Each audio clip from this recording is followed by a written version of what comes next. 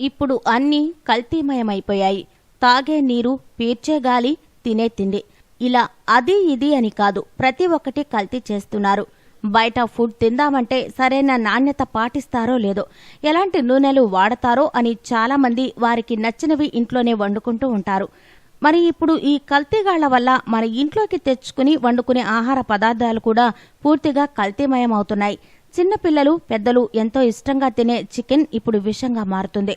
ఎంతలా అంటే ఆ చికెన్ను తింటే మనకు తెలియని రోగాలు సైతం మనం కొని తెచ్చుకునేంతగా. మలై చికెన్ పేరు ఎప్పుడైనా విన్నారా? ఇప్పుడు ఈ మలై చికెన్ రాష్ట్ర వ్యాప్తంగా జనాల్ని భయానికి గురి చేస్తుంది. మామూలుగా అయితే బాయిలర్ కోళ్ల మాంసానికి అందరూ అలవాటు పడిపోయారు. వీటిని 60 రోజుల వరకు పెంచి ఆ తర్వాత మాత్రమే మార్కెట్ కు తరలించాలి. 60 రోజులు నాణ్యమైన దాణా ఇస్తూ సరైన పద్ధతిలో పెంచితే అలాంటి చికెన్ వల్ల మనకు పెద్దగా ప్రమాదం లేదు. కానీ కాసులకు కక్కుర్తి పడే కల్తీగాళ్లు అవి 60 రోజుల వయసు రాకుండానే కోడి పిల్లల మెడ, తొడలకు స్టెరాయిడ్లు ఎక్కించి 25 రోజుల్లోనే వాటిని తొందరగా పెరిగేలా అభివృద్ధి చేసి దుకాణాలకు సరఫరా చేస్తున్నారు. ఇలాంటి మాంసం తింటే సుమారు 200 రకాల వ్యాధులకు గురయ్యే ప్రమాదం ఉందని డాక్టర్లు హెచ్చరిస్తున్నారు. ఇక నుండి చికెన్ కొనే ముందు 1కి 2 సార్లు ఆలోచించి కొనండి.